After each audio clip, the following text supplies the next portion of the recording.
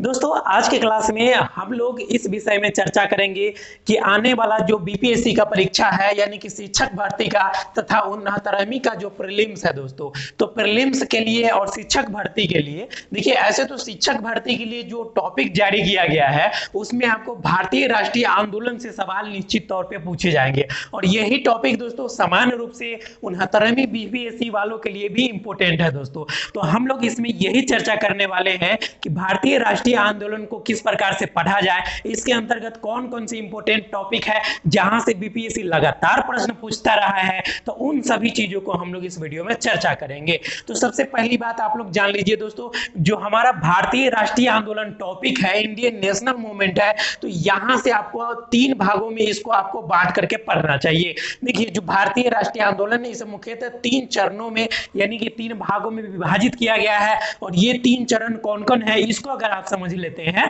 तो आपका जो है यहां से सभी चीजें क्लियर हो जाएगा। क्योंकि कई दोस्त हमें लगातार फोन कॉल करके कह रहे हैं कि सर ये बताइए कि भारतीय राष्ट्रीय आंदोलन का शुरुआत कहां से होता है। तो देखिए सबसे पहली बात क्या है कि आप देखेंगे कि जो आपको 1857 ईस्वी का क्रांति होता है तो ये आपको भारत का जो प्रथम राष्ट्रीय आंदोलन है उसको इसको कहा जाता है दोस्तों 1857 के। लेकिन 1857 की क्रांति जब हो जाता है उसके बाद 1858 का एक्ट आता है और तत्पश्चात आप देखेंगे कि कुछ दिनों बाद यानी 1885 में जब भारतीय राष्ट्रीय कांग्रेस की स्थापना होता है तो वहां से जो है आपको निश्चित तौर पे पढ़ाई शुरू करना चाहिए। तो सबसे पहली बात कि आप 1857 की क्रांति पढ़ लीजिएगा, क्योंकि 1857 की क्रांति में बाबू कुंवर सिंह का जो है महत्वपूर्ण योगदान रहा। तो बाबू कुंवर सिंह के बारे में आप लोग पढ़िएगा तो निश्चित तौर पे आपको 1857 की क्रांति इंपॉर्टेंट टॉपिक हो जाता है, खास करके 69वीं बीपीएससी वालों के लिए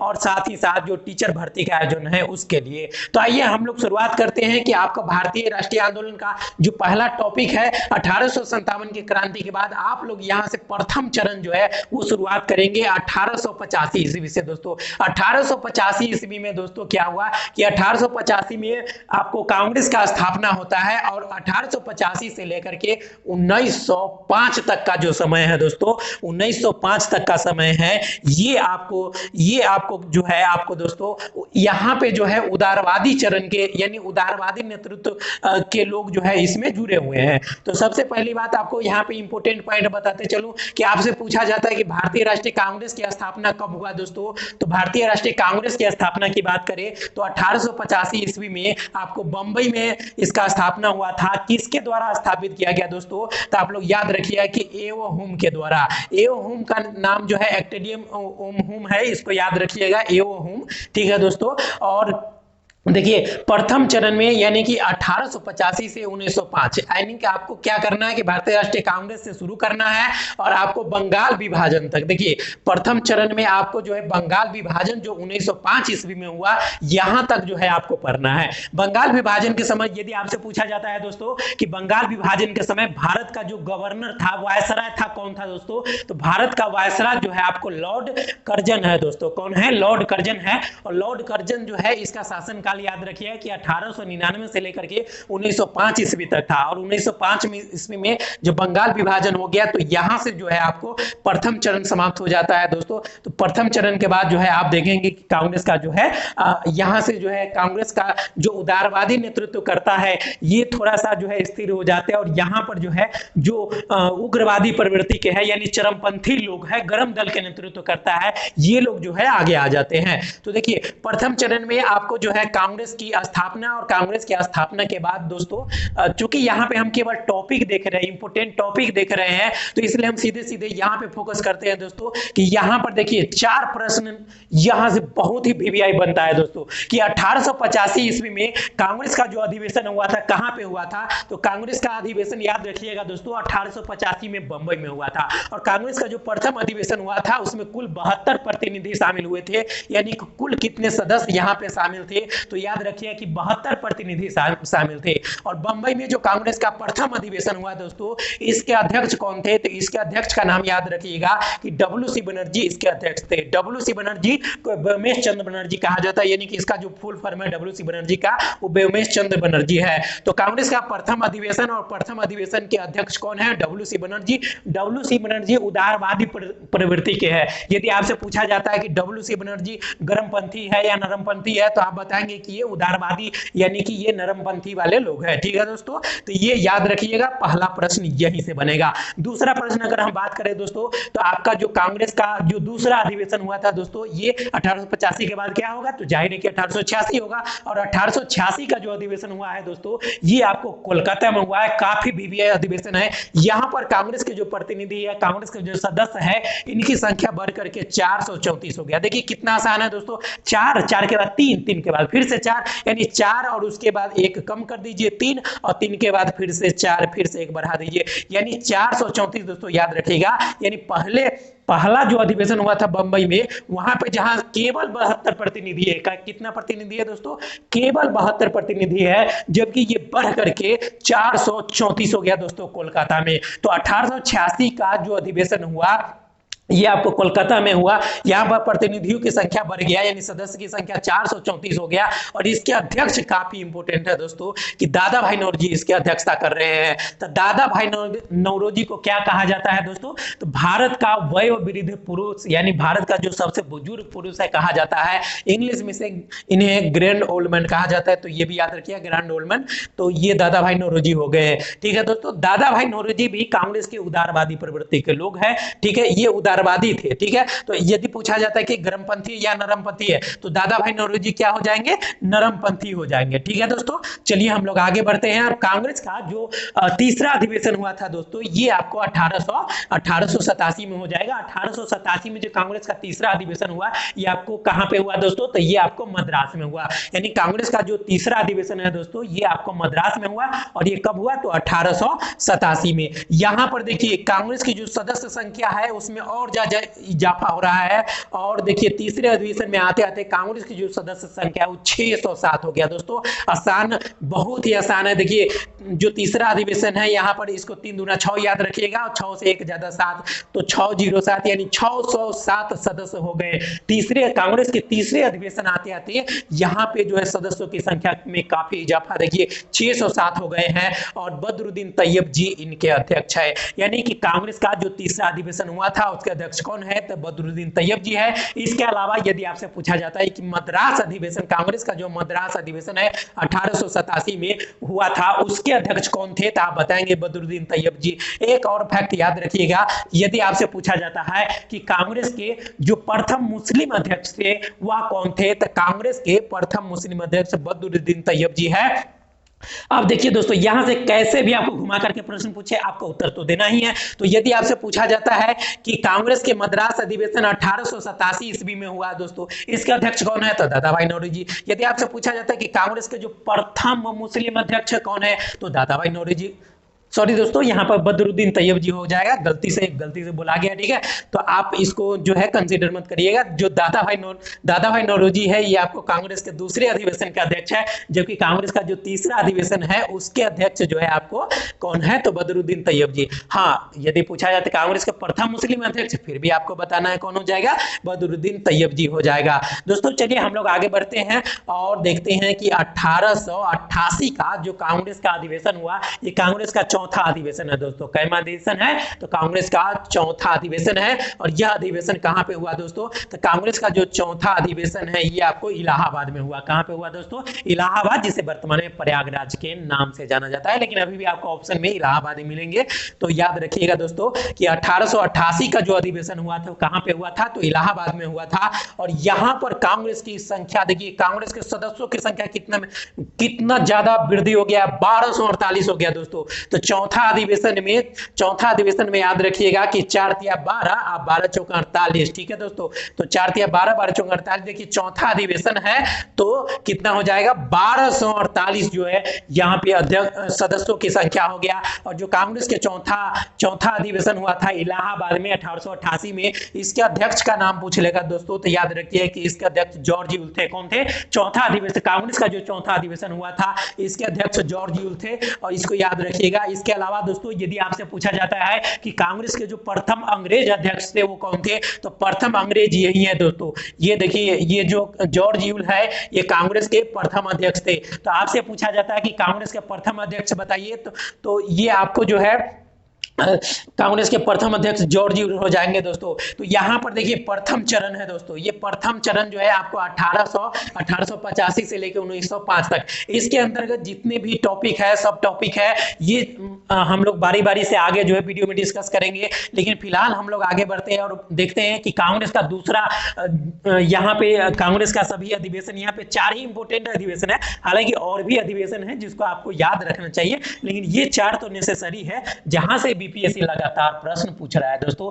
यहां से बीपीएससी बहुत ही ज्यादा प्रश्न पूछता है, तो इन सभी टॉपिक को आप लोग क्लियर करते हुए चलिएगा। इसके बाद हम लोग आगे बढ़ते हैं। देखिए यहाँ पे देखिए भारतीय राष्ट्रीय आंदोलन यानी कि इंडियन नेशनल मूवमेंट का जो आपका ये जो आप देखेंगे कि दूसरा चरण है दोस्तों, दूसरा चरण है यानी कि सेकेंड चरण जो है ये आपको कहां से शुरू होता है, तो ये आपको बंगाल विभाजन के बाद से यानी कि 1905 ईस्वी से शुरू होता है और 1905 से लेकर के 1919 तक, ठीक है दोस्तों, 1919 तक। देखिए यहां पर क्या है दोस्तों कि यहां बंगाल विभाजन जैसे ही 1905 में किया जाता है, किसके द्वारा किया जाता है, तो ये भी याद रखिएगा कि लॉर्ड कर्जन के द्वारा बंगाल का विभाजन किया गया दोस्तों।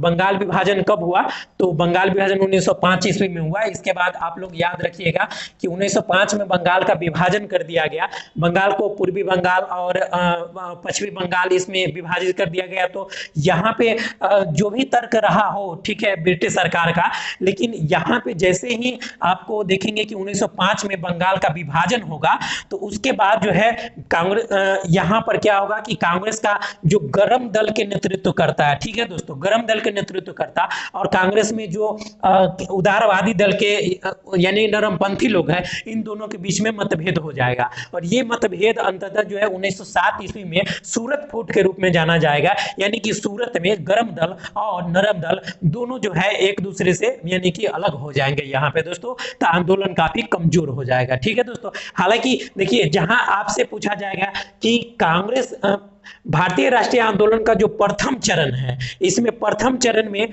कांग्रेस के जो नेतृत्व करता है वो उदारवादी यानी कि नरमपंथी लोग हैं। वही यहां पर अब देखेंगे कि अब यहां पर मामला शिफ्ट हो जाएगा दोस्तों, और यहां पर जो चरमपंथी लोग हैं यानी गरम दल के लोग हैं, ये लोग का प्रभाव बढ़ता हुआ दिखाई देगा।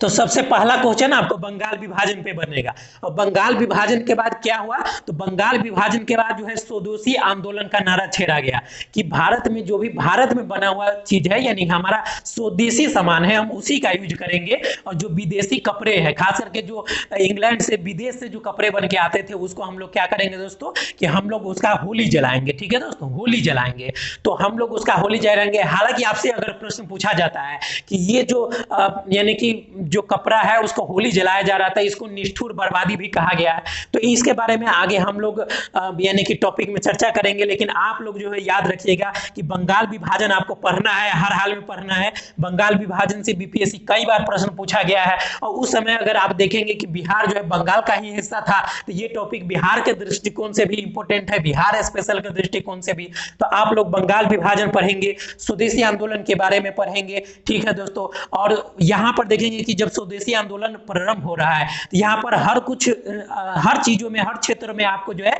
स्वदेशी के बारे में चर्चा होगा। भारत में जो है कई माने की मिल स्थापित किए जाएंगे, ठीक है दोस्तों, जैसे कपड़ा मिल हो गया, ठीक है, केमिकल फैक्ट्री स्थापित किए जाएंगे और बहुत सारे फैक्ट्री स्थापित किए जाएंगे, कल कारखाने जितने भी होंगे ये सब भारतीय अपना जो है वो जोर शोर से भारतीय लोग लग जाएंगे कि छोटे से छोटे लघु उद्योग की संख्या में भी वृद्धि किया जाएगा। जाएगा ताकि विदेश की जो कपड़ा है, विदेश के जो सामान है उसका हम लोग नहीं यूज करना पड़े तो ज्यादा बेहतर है। और इस आंदोलन में, स्वदेशी आंदोलन में महिलाओं के भी काफी उल्लेखनीय भागीदारी रही, क्योंकि महिला जो हमारे देश के उस समय के जो महिला लोग थी, तो महिला भी जो है दुकानों पर धरना दे रही थी और कपड़े के होली जला रही थी, कपड़े जो है नहीं पहनेंगे, विदों से बना हुआ जो भी कपड़े है उसका हम लोग यूज नहीं करेंगे। तो अब देखिए इसके अलावा जो है, देखिए यहाँ पर 1905 के बाद जो है 1906 में, आप लोग जानते हैं कि 1906 में जो है मुस्लिम लीग का स्थापना हुआ था, तो इस टॉपिक को भी देख लीजिएगा। इसके अलावा जो है हम लोग बढ़ते हैं 1907 में।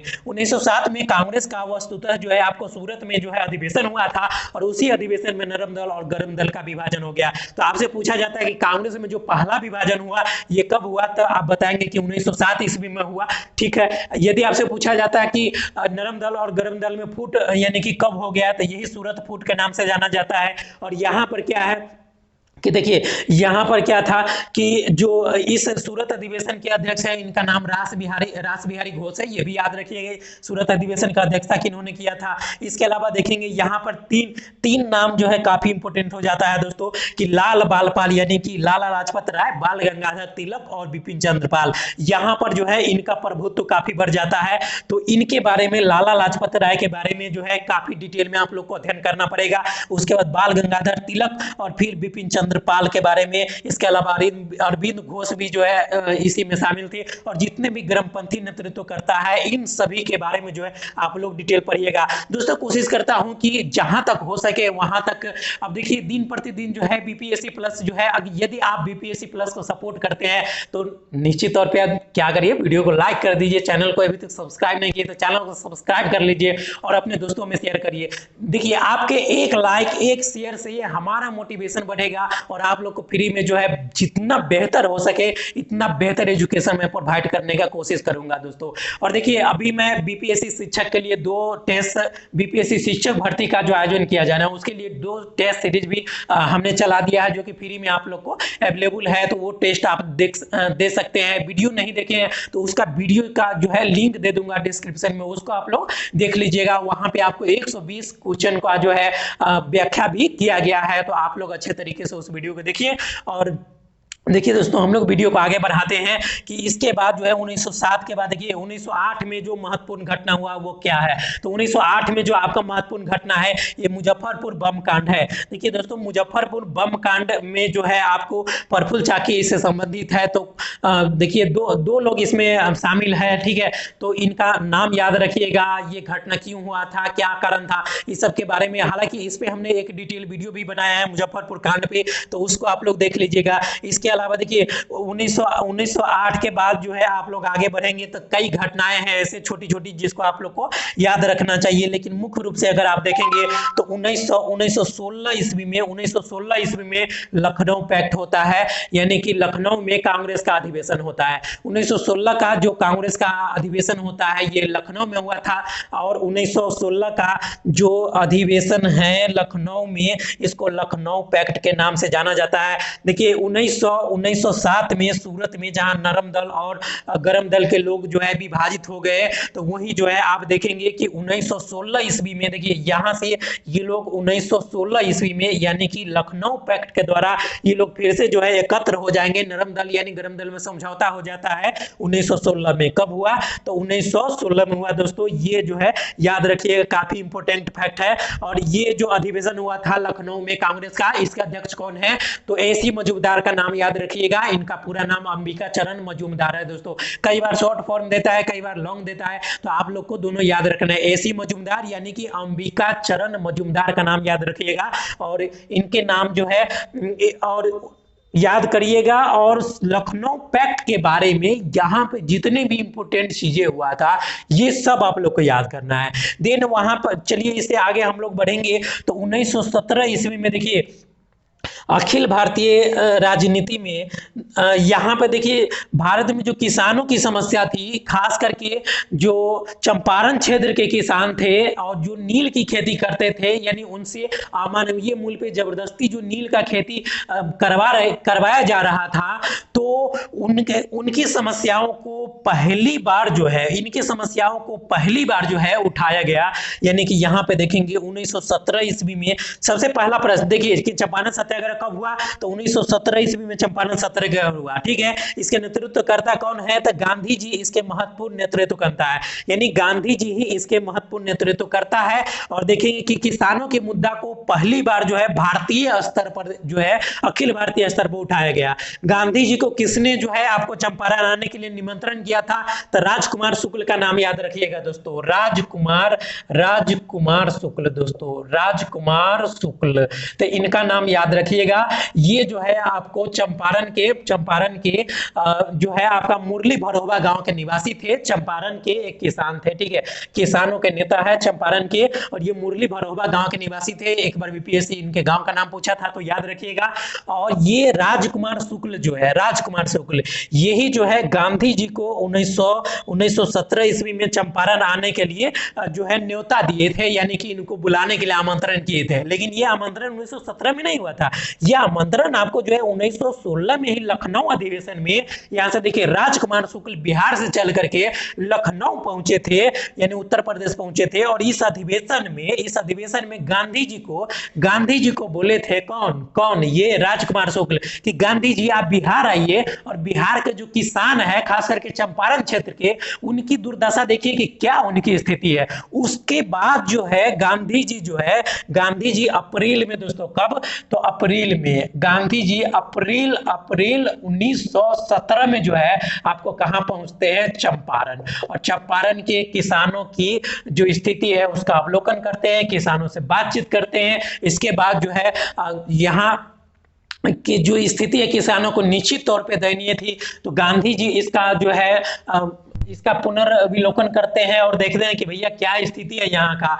तो उसके बाद जो है एक चंपारण एग्रीरियन कमेटी का गठन किया जाता है, जिसके सदस्य ये गांधी जी भी थे। तो ये भी याद रखिएगा कि गांधी जी भी चंपारण जो कृषि जांच समिति बनी थी उसके एक सदस्य थे। इनके सदस्य का अलग से मैं एक वीडियो बना दूंगा, इनके कई सदस्य हैं और उसका नाम याद रखना जरूरी है, कई बार पूछ देता है। तो ऐसे भी पूछा जा सकता है। देखिए एक चीज और याद रखिएगा कि जो चंपारण में जो कृषकों की दशा है, ठीक है दोस्तों, तो चंपारण में 1917 ईस्वी में जो कृषकों की जो दशा थी, ठीक है, इसके लिए गांधी जी को किसने आमंत्रित किया था? तो राजकुमार शुक्ल हो गया दोस्तों, ये याद रखिएगा, इसमें इंपॉर्टेंट फैक्ट है। और चंपारण सत्याग्रह पे हम अलग से एक वीडियो बनाएंगे तो उसके बारे में हम लोग डिटेल चर्चा करेंगे। फिलहाल हम लोग आगे बढ़ते हैं। इसके बाद जो है 1918 में गांधी जी जो है जो अहमदाबाद का मिल मजदूर की घटना है उसमें शामिल होते हैं। उसके बाद उनका जो है आप देखेंगे कि यहाँ पे देखिए 1918 1919 में जो भी इंपोर्टेंट घटना है, उसके बाद देखेंगे 1919 में जो है आपको 1919 से खास करके चंपारण सत्याग्रह के बाद 1919 से जो है आपको तृतीय चरण शुरू हो जाता है भारतीय राष्ट्रीय आंदोलन का। ठीक है दोस्तों, तो सेकेंड आंदोलन यहीं पे देख लीजिएगा, यानी 1919 से पहले तक की जितने भी घटना है 1900 कहां से लेकर के, तो 1905 से लेकर 1919 तक का। अब देखिए कांग्रेस यहाँ पे जो है भारतीय राष्ट्रीय आंदोलन का जो तीसरा चरण है, ठीक है दोस्तों, तीसरा चरण है, तो ये आपको 1919 से शुरू होगा और 1947 तक, यानी भारत की स्वतंत्रता तक जो है यहां तक आपको जो है पढ़ना है। ठीक है दोस्तों, तो तीसरा चरण को गांधीवादी युग यानी कि गांधी युग के नाम से भी जाना जाता है, तो ये भी याद रखिएगा। यानी गांधी जी का जहां से एंट्री हो जाता है तब मान सकते हैं कि गांधी जी का जो है यहाँ पे अब आगमन हो ही चुका है 1917 में, आप देखेंगे चंपारण में, और उसके बाद जो है चंपारण ठीक है, अहमदाबाद, खेरा, ये सब घटना हो जाता है। ठीक है दोस्तों, तो यहाँ पर जो है अब देखिए, अब अखिल भारतीय राजनीति में मुख्य रूप से गांधी जी का जो पूरी तरीके से इन्वॉल्वमेंट होता है, ये आपको रॉलेट एक्ट, यानी यहां से इसके बाद से शुरू हो जाता है। रॉलेट एक्ट जब लाया गया, ठीक है दोस्तों, रॉलेट एक्ट जो है 1919 ईस्वी में लाया गया, तो इस टॉपिक को आप पूरा करिएगा। ठीक है, और रॉलेट एक्ट ऐसा कानून था जिसको काला कानून कहा गया, और इस कानून के तहत अगर किसी व्यक्ति को गिरफ्तार कर लिया जाता है तो उसके बारे में कोई मुकदमा पैरवी ये सब भी नहीं हो सकता था। तो रॉलेट एक्ट पढ़िएगा। उसके बाद दोस्तों क्या हुआ कि उसके बाद जो है आप देखेंगे कि यहाँ पे 1919 में ही जो है पंजाब, ठीक है दोस्तों, पंजाब के अमृतसर के जलियांवाला बाग एक जगह है, उस जलियांवाला बाग में, ठीक है, यहाँ पे जो है जलियांवाला बाग में जो है गोली चली थी। तो ये जो है जलियांवाला बाग जो है घटना जो है 1919 का, ये याद रखिएगा और इसके बारे में डिटेल पढ़िएगा। इसके अलावा आप देखेंगे कि 1920 में 1 अगस्त 1920 को गांधी जी के द्वारा जो है असहयोग आंदोलन चलाया जाता है। असहयोग आंदोलन गांधी जी के द्वारा कब प्रारंभ किया गया? तो 1 अगस्त 1920 को प्रारंभ किया गया दोस्तों, ठीक है। तो ये असहयोग आंदोलन प्रारंभ होता है यहाँ से गांधी जी के द्वारा, और उसके बाद जो है गांधी जी जब असहयोग आंदोलन चला रहे होते हैं तो चौरी चौरा में दोस्तों 5 फरवरी को, ठीक है दोस्तों, 5 फरवरी, ठीक है, 5 फरवरी 1922 को एक घटना घटता है, ठीक है, जिसको चौरी चौरा कांड कहा जाता है। तो इस चौरी चौरा कांड के बाद जो इससे क्षुब्ध होकर के, चूंकि आंदोलन गांधी जी असहयोग आंदोलन चला रहे हैं और यहाँ पर जो है हिंसक घटना घट गया, यानी कि एक पुलिस थाना था जिसमें कि आग लगा दिया गया, ठीक है, और यहाँ पर कई अंग्रेज लोग 22 या 23 अंग्रेज थे, इसमें मारे गए थे, ठीक है, जल के राख हो गए थे। तो उसके बाद जो है गांधी जी इससे क्षुब्ध होकर के क्या किए कि असहयोग आंदोलन को वापस ले लिए। और जब गांधी जी असहयोग आंदोलन वापस ले लेंगे दोस्तों, उसके बाद क्या होता है कि फिर से कांग्रेस में जो है मनमुटाव हो जाएगा। और एक धर्रा ऐसा है, ठीक है दोस्तों, एक धर्रा ऐसा है जो मानते हैं कि नहीं, कि ये गांधी जी का जो है असहयोग आंदोलन वापस लेना गलत कदम है। तो वो लोग क्या करते हैं कि स्वराज पार्टी का गठन कर देते हैं, जिसमें कि आप नाम याद रखेंगे कि मोतीलाल नेहरू और चित्तरंजन दास, मोतीलाल नेहरू और चित्तरंजन दास के द्वारा 1923 ईस्वी में स्वराज पार्टी का गठन किया गया। 1923 ईस्वी में किसका गठन किया गया? तो स्वराज पार्टी का गठन किया गया दोस्तों। और स्वराज पार्टी का गठन किया गया, इसको याद रखिएगा। तो स्वराज पार्टी के बारे में जितने भी इंपॉर्टेंट फैक्ट है इसको याद रखिएगा, ठीक है। तो एक फैक्ट तो मैंने ही बता दिया कि डेट याद रखिए 1923 में, और ये भी याद रखिए कि मोतीलाल नेहरू और चित्तरंजन दास इससे जुड़े हुए हैं। तो मोतीलाल नेहरू और चित्तरंजन दास के द्वारा स्वराज पार्टी का गठन किया जा रहा है, ठीक है, 1923 ईस्वी में। तो ये काफी इंपॉर्टेंट पॉइंट है। इसके बाद दोस्तों देखिए 1924 ईस्वी में गांधी जी के द्वारा जो एकमात्र अधिवेशन बेलगांव अधिवेशन की अध्यक्षता किया जाता है। कांग्रेस का एकमात्र अधिवेशन 1924 का जो कि बेलगांव में हुआ था, इसके अध्यक्ष जो है आपको गांधी जी थे। इसके अलावा कोई और कांग्रेस का अधिवेशन नहीं था जिसमें कि गांधी जी ने अध्यक्षता करा। तो ये इंपॉर्टेंट फैक्ट याद रखिएगा। उसके बाद 1925 का जो कांग्रेस का अधिवेशन हुआ था, ये आपको 1925 का अधिवेशन दोस्तों कानपुर में हुआ था। और इस अधिवेशन के अध्यक्ष कौन थे? तो सरोजिनी नायडू इस अधिवेशन का अध्यक्ष है, ये याद रखिएगा। सरोजिनी नायडू प्रथम भारतीय महिला है। देखिए एक और फैक्ट यहाँ पे आपको बताते चले कि एनी बेसेंट जो है कांग्रेस के प्रथम महिला जो है अध्यक्ष है। और एनी बेसेंट जो है 1917 ईस्वी में कांग्रेस के कलकत्ता अधिवेशन की अध्यक्षता की थी, जबकि 1925 ईस्वी में कोई भारतीय महिला यानी कि सरोजिनी नायडू ने अधिवेशन की अध्यक्षता कर रही है कांग्रेस के अधिवेशन की। तो 1925 में अधिवेशन हुआ था। अधिवेशन कहां हुआ था? तो कानपुर में हुआ था। अधिवेशन के अध्यक्ष कौन है? तो भारतीय महिला सरोजिनी नायडू है। तो ये याद रखिएगा, इंपॉर्टेंट फैक्ट है। इसके अलावा आप देखेंगे कि साइमन कमीशन का अब गठन किया जा रहा है। तो साइमन कमीशन का 1927 ईस्वी में आपको जो है इंग्लैंड में ही यानी कि ब्रिटेन में गठन किया गया। और इसके बाद जो है 1928 में जो है इसका जो है आगमन होता है। तो साइमन कमीशन का आगमन जब होता है भारत में, तो साइमन गो बैक का नारा जो है भारतीयों के द्वारा लगाया गया। क्यों लगाया गया? क्योंकि साइमन कमीशन जो है, साइमन की कमीशन का क्या कार्य था दोस्तों कि देखिए जो 10 वर्षों पे जो कानून बन रहे थे इसकी समीक्षा करना इसका काम था। लेकिन 1919 का जो एक्ट आया था, तो उसके बाद जो है 1929 में जो है इसका समीक्षा होना था। लेकिन उससे पहले ही ब्रिटिश सरकार ने चालाकी से साइमन कमीशन का गठन कर दिया। और साइमन कमीशन में किसी भी भारतीय को सदस्य के रूप में नहीं रखा गया। यानी साइमन कमीशन के सभी सदस्य क्या थे? तो सभी सदस्य अंग्रेजी थे। और इसमें एक भी भी जो है भारतीयों को शामिल नहीं किया गया था, यानी सभी सदस्य गोरे थे। कौन थे? गोरे थे। और गोरे किसको बोलते हैं? तो अंग्रेजों को बोलते हैं। तो ये जो अंग्रेजबन लोग है, ये अंग्रेजबन लोग एक भी भारतीय सदस्य को इसमें शामिल नहीं किए। इसीलिए जो है आपको यदि पूछा जाता है कि साइमन कमीशन जब भारत आया तो इसको भारतीयों ने नकार दिया, सिरे से नकार दिया और इसे खारिज कर दिया कि हम जो है साइमन कमीशन को बात नहीं मानेंगे। और नारा लगाया गया, क्या लगाया गया कि go Simon go back, Simon वापस जाओ का नारा लगाया गया। चलिए दोस्तों हम लोग आगे बढ़ते हैं। और इसके बाद देखिए 1919 में एक जो है 1929 का जो है कांग्रेस का अधिवेशन काफी इंपोर्टेंट है, याद रखिएगा। 1929 में जो कांग्रेस का अधिवेशन हुआ था दोस्तों, ये वाला अधिवेशन जो है ये आपको रावी नदी के तट पे हुआ था दोस्तों, रावी नदी के तट पे। और रावी नदी के तट पे जगह का नाम याद रखिएगा, लाहौर। तो ये अधिवेशन काफी इंपोर्टेंट है, लाहौर में। और इसके अधिवेशन का अध्यक्ष कौन थे? तो जवाहरलाल नेहरू इसके अध्यक्ष थे, याद रखिएगा। यहाँ पर जो है निर्णय लिया गया कि हम लोग जो है 1929 के बाद यानी 1930 में 26 जनवरी को हम लोग क्या करेंगे कि स्वतंत्रता दिवस मनाएंगे। तो स्वतंत्रता दिवस मनाने का निर्णय कब लिया गया? तो यही लाहौर में जो है, लाहौर अधिवेशन में, कांग्रेस का जो लाहौर अधिवेशन हुआ था आपको रावी नदी के तट पर, और जवाहरलाल नेहरू इसके अध्यक्ष है। तो यहीं पर निर्णय लिया गया था। और यहाँ पे जो 1929 में जो अधिवेशन हुआ था, तो यहाँ पर कांग्रेस का जो पताका है ये किसने फहराया?